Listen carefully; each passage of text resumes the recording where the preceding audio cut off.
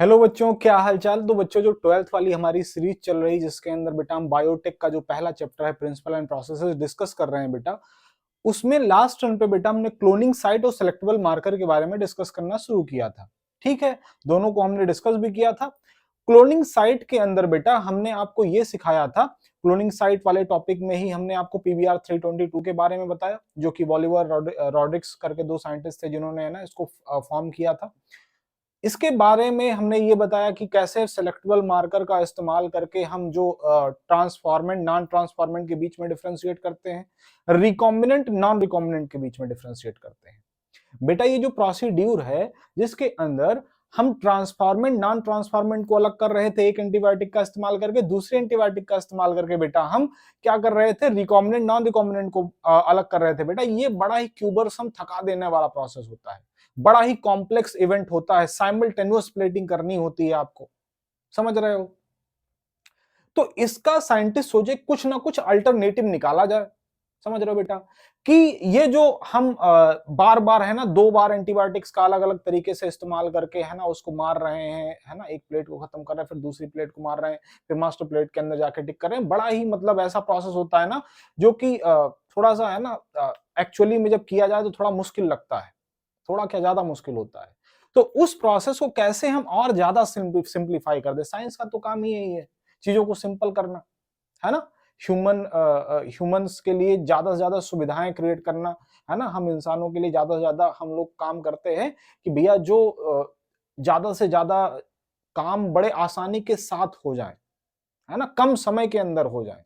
तो उसी चीज को ध्यान में रखते हुए बेटा ये जो क्लोनिंग साइट है बेटा, इसी के अंदर एक टॉपिक और समझाया गया है, इंसर्शनल इनएक्टिवेशन का। अब समझो बेटा इसके अंदर बताया क्या गया है, बबुआ ध्यान दो। इसके अंदर कुछ यूनिवर्सिटी ऑफ कैलिफोर्निया के अंदर को साइंटिस्ट इकट्ठा हुए और उन्होंने एक प्लाज्मिड डिस्कवर किया बेटा। एक प्लाज्मिड डिस्कवर क्या किया खुद से फॉर्म किया, जिसको नाम दिया गया था पीयूसी, है ना, पीयूसी नाम दिया गया। अब इस पीयूसी का मतलब plasmid of university of California कहा गया, प्लाज्मिड ऑफ, क्योंकि कैलिफोर्निया यूनिवर्सिटी के अंदर बेटा फॉर्म हुआ था, तो plasmid of university of California कहा गया। ठीक है, plasmid of university of California कहा गया। अब सुनो जरा ध्यान से, बात हमारी एकदम बढ़िया से समझना बेटा। पीयूसी का मतलब plasmid of university of California. इसके अंदर किया गया, इसके अंदर ऐसा वेक्टर फॉर्म किया गया, बबुआ देखना जरा ध्यान से, आपको एकदम बढ़िया से क्रिस्टल क्लियर हो जाएगा बेटा। टॉपिक थोड़ा सा ऐसा होता है बच्चे समझ नहीं पाते, लेकिन मैं एकदम आपसे गारंटी के साथ कह सकता हूं बेटा, अगर पूरा लेक्चर हमारा फॉलो कर रहे हो, एक एक कॉन्सेप्ट इतना बढ़िया से दिमाग में घुसेगा, कभी दोबारा निकलेगा नहीं, समझ रहे हो। हाँ देखो, ये आप समझ लो बेटा, ये कोई है ना जो प्लाज्मिड क्रिएट किया गया था बेटा, है ना, ये plasmid of university of California की हम बात कर रहे हैं। इसके एक स्ट्रैंड पे बेटा यहाँ पे है ना एक जगह पे ओराई तो होगा इसके अंदर, वो तो है ना, वो तो कंपलसरी है बेटा, उसके बिना काम ही नहीं चल सकता। एम्पीसिलिन रेजिस्टेंस प्रॉपर्टी वाला जीन यहाँ पे लगाया गया, एम्पीसिलिन प्रॉपर्टी वाला जीन लगाया गया, और एक तरफ बेटा एक जीन और इंट्रोड्यूस किया गया जिसको जेड जीन कहा गया। क्या क्या कहा गया, जेड जीन। अब बेटा लैकोपेरॉन, है ना, जिन लोगों ने मॉलिक्यूलर बेसिस ऑफ इनहेरिटेंस पढ़ रखा है उनको पता होगा, लैकोपेरॉन जब पढ़ाया जाता है तो वहां पे जेड जीन के बारे में बात की जाती है। जो लोग नहीं पढ़े कोई बात नहीं बेटा, जब मैं पढ़ाऊंगा तो पढ़ लेना। अभी इतना समझो, ये जो जेड जीन होता है बेटा, ये स्पेशल तरीके का एक, यहाँ पे कह सकते हो बीटा गैलेक्टोसाइडेज नाम का है ना एक स्पेशल एंजाइम सिक्रीट करता है, देखो जरा, बीटा गैलेक्टोसाइडेज,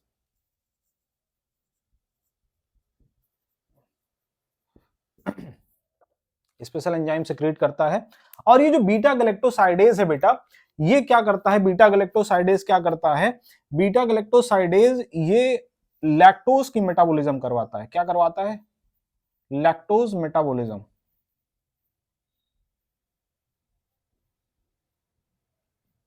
लैक्टोज मेटाबॉलिज्म करवाता है। बीटा गैलेक्टोसाइडेज क्या करवाता है, लैक्टोज मेटाबॉलिज्म करवाता है। अब सुनो जरा ध्यान से, मतलब जेड जीन जब रहेगा तो बीटा गैलेक्टोसाइडेज प्रोड्यूस करेगा और बीटा गैलेक्टोसाइडेज की मदद से बेटा लैक्टोज की मेटाबॉलिज्म होगी, समझ रहे हो। अब किया क्या गया, इस प्लाज्मिड का इस्तेमाल करके बेटा, हम इसका इस्तेमाल करके अगर जीन ऑफ इंटरेस्ट को अपने, अगर हम कहीं भेजना चाहें, किसी होस्ट के अंदर भेजना चाहें, तो इसके इस्तेमाल के द्वारा बेटा हम recombinant, non recombinant, transformant, non transformant बड़े आसानी के साथ पहचान लेते हैं। कैसे क्या होता है बेटा, वही प्रोसीड्यूर हम समझाने जा रहे हैं आपको। देखो जरा, सपोज करो बेटा, आपने ये वाला प्लाज्मिड लिया और इस प्लाज्मिड के अंदर बेटा आपको क्या डालना है, कोई एलियन पीस ऑफ डीएनए डालना है जो कि डिजायरेबल है आपके लिए, है ना, जो कि डिजायरेबल है। एलियन पीस ऑफ डीएनए आपको डालना है जो कि डिजायरेबल है। सुनो जरा ध्यान से। अब आपने क्या किया, रेस्ट्रिक्शन एंजाइम कोई लगाया, रेस्ट्रिक्शन एंजाइम लगा के बेटा यहां पे कटिंग करी, रेस्ट्रिक्शन एंजाइम लगाया, यहां पे कट कर दिया, और रेस्ट्रिक्शन एंजाइम बेटा डाल के एक टेस्ट ट्यूब के अंदर, है ना, रेस्ट्रिक्शन एंजाइम डाल के इस वेक्टर को डाल दिया, जो वेक्टर फॉर्म किया गया है। अब जरूरी नहीं है कि जितने वेक्टर हैं सारे के सारे कट ही जाएं। लास्ट टर्न पे बेटा हमने ये बात करी थी आपसे कि ये बिल्कुल जरूरी नहीं है कि जितने वेक्टर हम ले रहे हैं बेटा सारे के सारे वेक्टर में कटिंग हो ही जाए। अब दो तरीके के वेक्टर हमें मिलेंगे। कुछ वेक्टर ऐसे मिलेंगे बेटा जहां पे कटिंग हो चुकी होगी, हम काटेंगे किसको, जेड जीन को काटना है हमें, है ना। किसको काटेंगे बेटा, जो जेड जीन यहाँ पे जो बीटा गैलेक्टोसाइडेज सीक्रेट कर रहा है इसको काटना है, एम्फीसेलिन वाले को नहीं काटना है। मान लो, सपोज करो बेटा, कुछ ऐसे वेक्टर मिले जहां पे जेड जीन कट चुकी है, यहां पे जेड जीन की जगह पे, है ना, वो डिजायर्ड डीएनए ऐड कर दिया गया है, डिजायर्ड डीएनए ऐड कर दिया गया है, ठीक है, डिजायर्ड डीएनए ऐड कर दिया गया है। अब सुनो, डिजायर्ड डीएनए ऐड कर दिया गया है बेटा, किसमें ऐड किया जाएगा, जहां पे कटिंग हुई होगी, समझ रहे हो, किसमें ऐड किया जाएगा, जहां पे कटिंग हुई होगी। ये कैसे ऐड करेंगे, फिर से इसको टेस्ट ट्यूब में बेटा डीएनए लाइगेज डालेंगे और ये यहां से जो हमने डिजायरेबल डीएनए कट किया उसको डालेंगे, यहां पे जुड़ जाएगा। कुछ वेक्टर ऐसे भी रहे होंगे बेटा, कुछ वेक्टर ऐसे भी रहे होंगे जिनके अंदर कटिंग हुई नहीं होगी,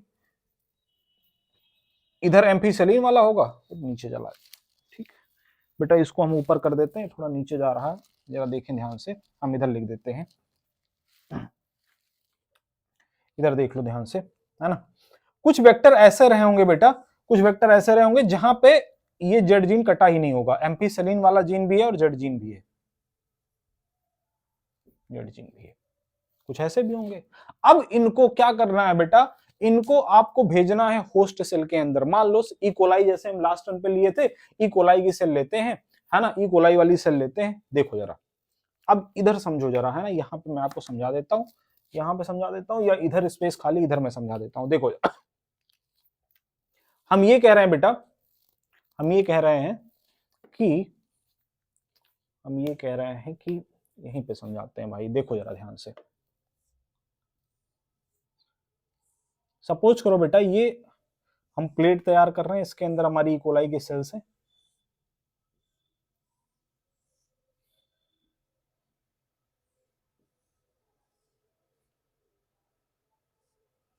इकोलाई की सेल्स हैं,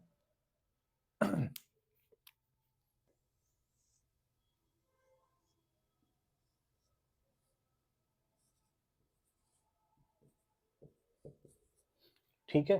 देखो, अब अगर बेटा इस वेक्टर को आप यहां पे ट्रांसफर कर रहे हो तो फिर से वही सिचुएशन बनने वाली है। जैसे बेटा जब हम लास्ट टर्न पे बात किए थे तो हमने कहा था कि हो सकता है कि वेक्टर कुछ सेल में जाए, हो सकता है कुछ में ना जाए। अच्छा, वेक्टर जाएगा भी तो दो तरीके का वेक्टर जाएगा, हो सकता है कुछ वेक्टर बेटा वो वाले हों जिनमें कटिंग हो गई है, जिनमें आपने डिजायर्ड डीएनए ऐड कर दिया गया है, ऐड कर दिया। कुछ ऐसे वेक्टर हो सकते हैं बेटा जिनमें कटिंग हुई ही ना हो, डिजायर्ड डीएनए ऐड ही ना हुआ हो। तो दोनों तरीके के वेक्टर जाएंगे और कुछ ऐसी भी सेल होगी जिनके अंदर जाएगा ही नहीं। तो समझो जरा ध्यान से, देखो यहाँ पे हम उन वेक्टर्स की बात कर रहे हैं बेटा, है ना। सपोज करो, है ना, ये वाला वेक्टर, ये वाला वेक्टर हमने भेजा,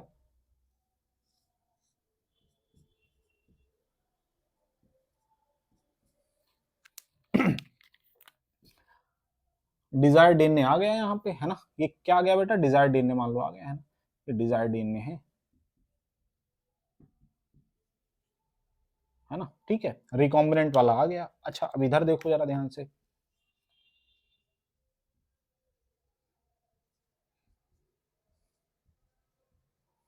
यहाँ पे कोई आया ही नहीं, कोई नहीं आया।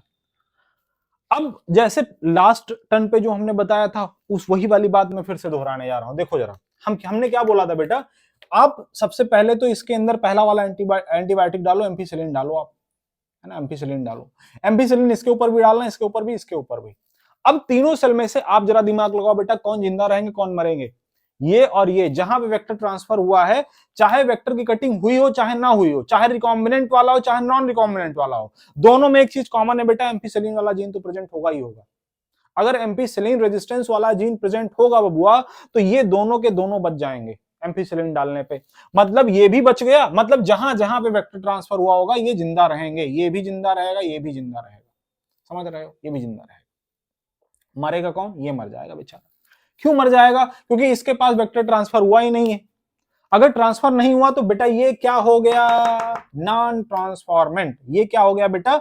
Non transformant, non transformant.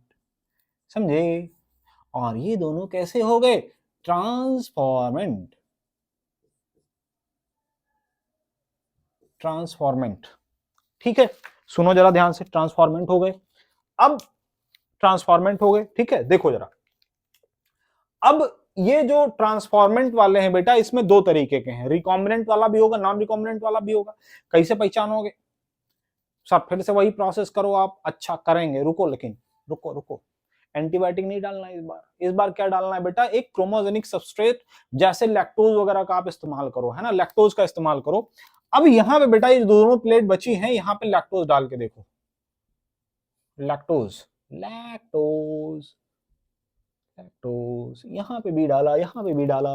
और लैक्टोज डालने पे बबुआ हुआ क्या कि जब यहां पे लैक्टोज डाला, यहां पे लैक्टोज डाला, तो क्योंकि जेड जीन था ही नहीं। क्या नहीं था? जेड जीन प्रेजेंट था ही नहीं। जब जेड जीन प्रेजेंट नहीं था तो क्या लैक्टोज की मेटाबॉलिज्म होगी? मेटाबॉलिज्म ही नहीं होगी लैक्टोज की। अगर लैक्टोज की मेटाबॉलिज्म नहीं होगी बबुआ तो होगा क्या? क्या ये जो कलर प्रोड्यूस करने वाला जो हम आपने डाला है बेटा लैक्टोज, जब मेटाबॉलिज्म नहीं होगी तो क्या कलर प्रोड्यूस होगा? चांस ही नहीं। समझ रहे हो? होगा ही नहीं, किसी कीमत पे नहीं हो। करवा के देख लो, नहीं होगा। हम कह रहे हैं, हम करके देखे हैं, नहीं होता। समझ रहे हो? हाँ देखो, लैक्टोज अगर बेटा ऐसे सेल के पास भेजा गया जो कि डिजायर्ड डीएनए जिसके अंदर जेड जीन वाले पे ऐड कर दिया गया है बेटा, तो लैक्टोज की मेटाबॉलिज्म नहीं होगी, कलर प्रोड्यूस नहीं होगा, है ना। कलरलेस कॉलोनीज होंगी। ये कैसी कॉलोनीज होंगी? कलरलेस। क्यों कलरलेस हुआ? क्योंकि आपने क्या इंसर्ट कर दिया? डिजायरेबल डीएनए ऐड कर दिया। हमने क्या लिखा है? इंसर्शनल इनएक्टिवेशन का मतलब क्या हुआ बबुआ? किसी के इंसर्शन की वजह से कोई चीज इनएक्टिवेट हो जाए। क्या इनएक्टिवेट हुआ? क्या इंसर्ट किया? इंसर्ट किया डिजायरेबल डीएनए, इनएक्टिवेट क्या हो गया बेटा? जेड जीन इनएक्टिवेट हो गया। कैसे पता चला? लैक्टोज डालने में पता चला। कलरलेस कॉलोनीज, इस पे जब डाला गया, इस पे जब डाला गया सेकंड वाले पे बबुआ, तो कलर प्रोड्यूस हुआ। Colour produces blue colour. कैसा कलर? Blue colour. क्यों? क्योंकि यहां पे जेड जीन प्रेजेंट है। अगर जेड जीन प्रेजेंट है बेटा, लैक्टोज जैसे डालोगे मेटाबॉलिज्म होगी, और मेटाबॉलिज्म होगी जैसे, वैसे ही कलर प्रोड्यूस होगा। समझे? समझे कि नहीं समझे? समझे ना? हाँ। तो ये रही बात बेटा इंसर्शनल इनएक्टिवेशन की। किसकी वजह से इंसर्शनल एक्टिवेशन हुआ? डिजायर्ड डीएनए आपने ऐड कर दिया कहां पे? जेड जीन के ऊपर। और जेड जीन के ऊपर जब डिजायर्ड डीएनए ऐड कर दिया बेटा, तो हुआ क्या कि जो जेड जीन था काम करना बंद कर दिया, क्योंकि वो है ही नहीं। काम कैसे करेगा? अगर काम नहीं करेगा तो क्या कलर प्रोड्यूस होगा? नहीं होगा, बिल्कुल नहीं होगा। यही चीज समझाई गई बेटा इस टॉपिक के अंदर। आज इतना ही रखते हैं। हम उम्मीद करते हैं बेटा एकदम मजा आ गया होगा आपको देख के। अगर आ गया तो ज्यादा से ज्यादा लोगों तक पहुंचाओ यार। कब पहुंचाओगे? हैं, हम इतना मेहनत किए जा रहे हैं, बताओ तुम लोग ना वीडियो देखते हो, ना लाइक हो, ना ही लाइक करते हो, ना शेयर करते हो, कुछ नहीं करते। बताओ, इतना कम व्यूज जा रहा है। हैं, ऐसे काम चलेगा? हम बनाना बंद कर देंगे वीडियो? सुधर जाओ बे तुम लोग, है ना। देखना उगना शुरू कर दो, नहीं बंद कर देंगे वीडियो बनाएंगे नहीं। समझे? हाँ, सुधर जाओ, है ना। देखना उगना शुरू करो, ज्यादा से ज्यादा लोगों तक शेयर करो। बेटा हंसी मजाक वाली बात थी, लेकिन सही में बात यह है कि अगर मेहनत करी जा रही है लगातार, अगर अच्छा कंटेंट बेटा हम आपको दे रहे हैं, तो आपकी भी जिम्मेदारी बनती है कि ज्यादा से ज्यादा बच्चों तक पहुंचाएं। ठीक है, तो इसी के साथ इस लेक्चर को खत्म करते हैं। Thank you very much.